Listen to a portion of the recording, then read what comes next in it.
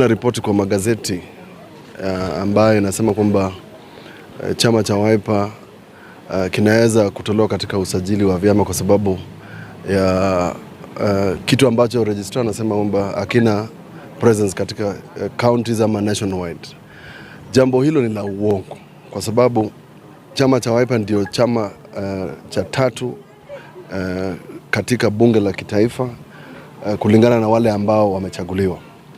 Tukipiga darubini ya Kenya nzima utapata kiongozi ambaye amechaguliwa wa Wiper katika county karibu kila county. Na sisi ndio tulikuwa wa kwanza kuhakikisha kwamba tuko na maofisi katika county 24 ambazo zilikuwa zimewekwa katika usajili wa vyama kama condition ya kupatiwa pesa.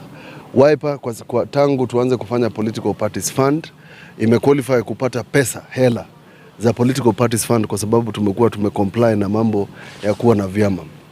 Kulinganisha